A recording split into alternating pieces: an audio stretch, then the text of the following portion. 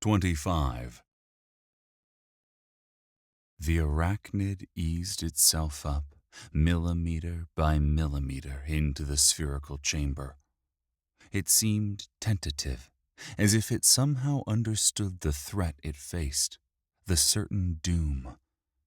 It had long been a philosophical debate among artificers and crafters whether their creations were alive. Eret held no such doubts. He knew the mysterious animating force behind the small machines was as much a life as his own. He was unsure whether these others felt the same, but he trusted this player called Gryph, this man from another place. He could feel the man's gravity in the ether, pressing down like a heavy weight on a thick sheet, drawing things, powers, and people into his orbit. Eret was now one of the man's satellites. Eret sent reassurance and ease through the ether, and the arachnid responded, pushing one, then another of its 8 legs up and into the room above. Its movement was glacially slow as it pulled itself over the lip of the service tunnel. Eret gifted Gryph with automaton's bond again. Whatever pain Eret was about to feel, this man from another place would also experience. It was this shared experience, along with the vow the man had made to Eret, that had convinced the Warborn. "I will help you rebuild your friends once this is all over," Gryph had said. "This I vow."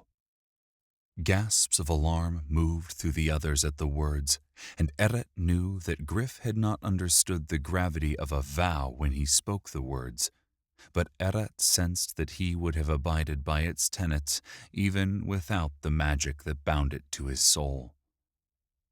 Gryph has made a binding vow to Eret. Vows are powerful promises made binding.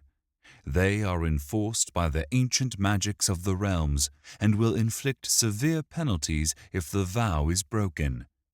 Gryph has a month to help Eret rebuild all Thalmir arachnids that fall in the battle to help him defeat the dwellers in the dark. Difficulty: moderate. Reward: unknown.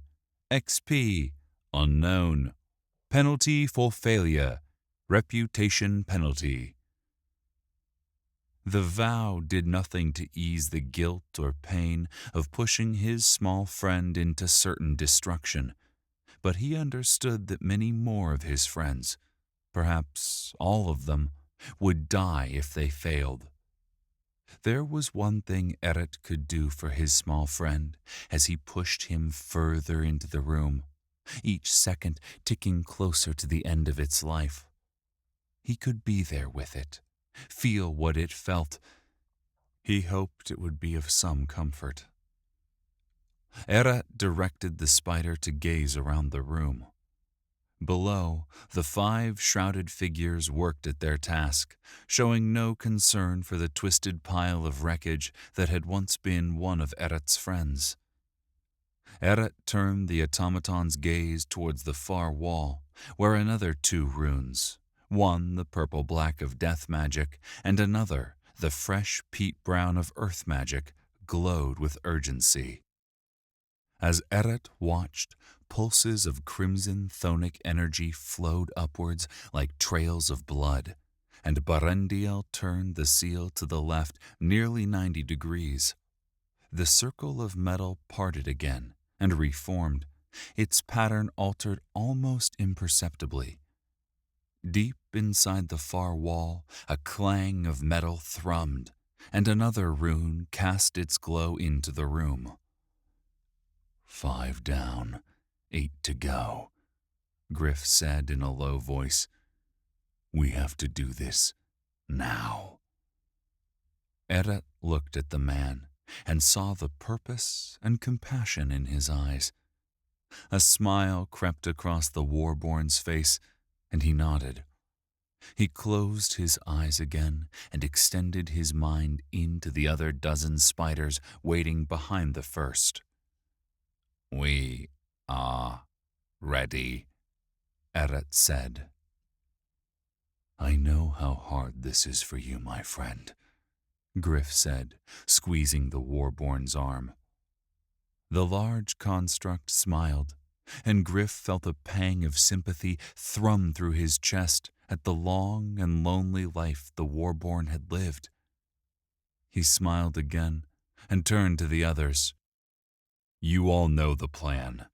We cannot let the dwellers open that door. It guards a weapon so dangerous that the Thalmir buried their city instead of risking exposing the realms.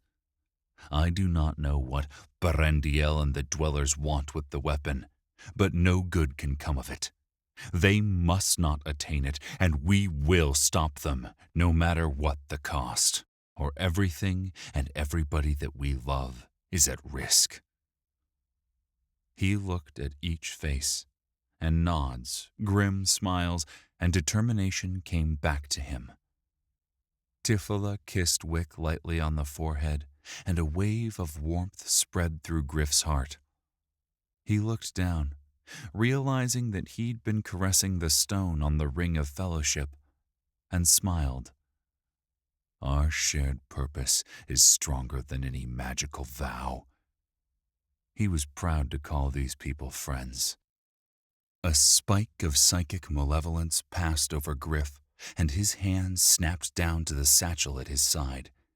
He sensed the weight, the alien presence of the Arbaleth eggs seething through the stasis field.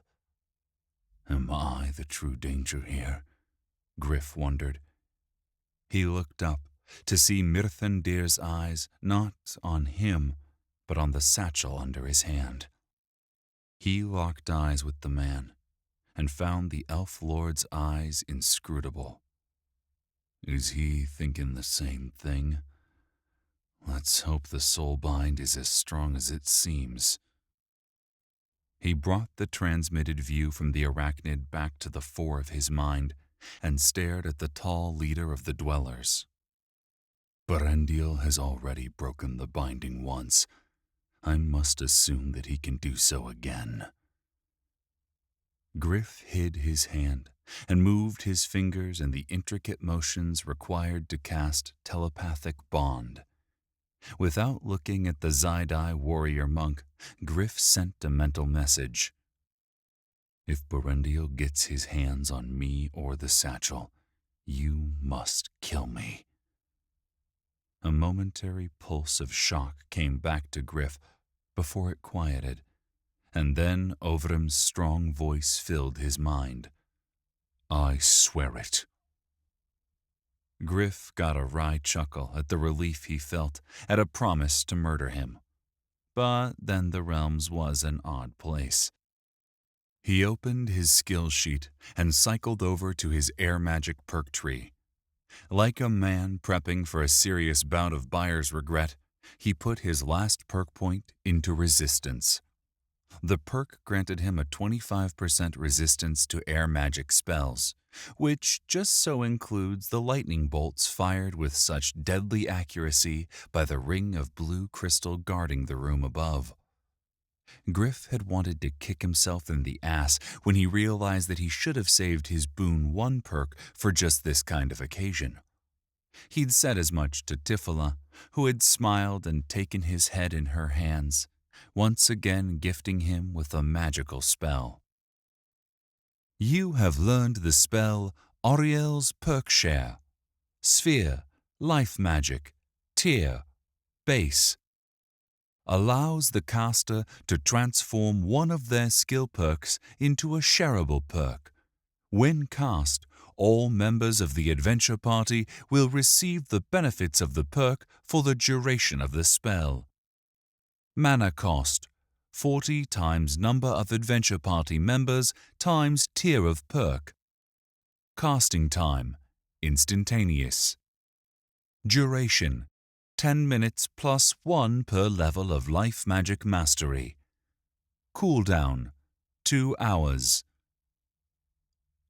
Mirthandir had agreed to cede temporary control of the fellowship to Gryph But there had been some debate on who to include, as Gryph was limited to 5, including himself. The choice was made simpler after they learned that both Eret and Mirthandir had resistance to certain offensive magic. The Prince Regent possessed an amulet that gave him 25% resistance to all forms of offensive magic, and all Warborn had a 50% resistance to all forms of magic.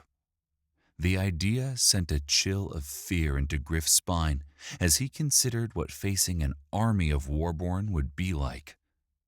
Death. A very quick death. The Elf Lord invited the Warborn into an adventure party of 2 as Gryph extended his party invite to the others. Then he cast Ariel's perk. You have cast the air magic spell Ariel's Perk Share. As the leader of an adventure party, you can provide Ariel's perk to those under your command for 40 mana per person. You have shared your perk Air Resistance 25% with Wick, Tifala, Ovrim, and Zeg. Fellowship bonus has increased this percentage to 50% to all but Zeg. Total mana cost 200. Duration 13 minutes. 10 plus 1 per level of Air Magic Mastery. Do you wish to provide cast? Yes, no. Gryph closed out his screens. The 50% resistance was amazing, but Gryph had an additional bonus of 20% to all spheres of magic as long as he held his spear. Let's hope it is enough. With the preparations in hand, Gryph nodded to Eret.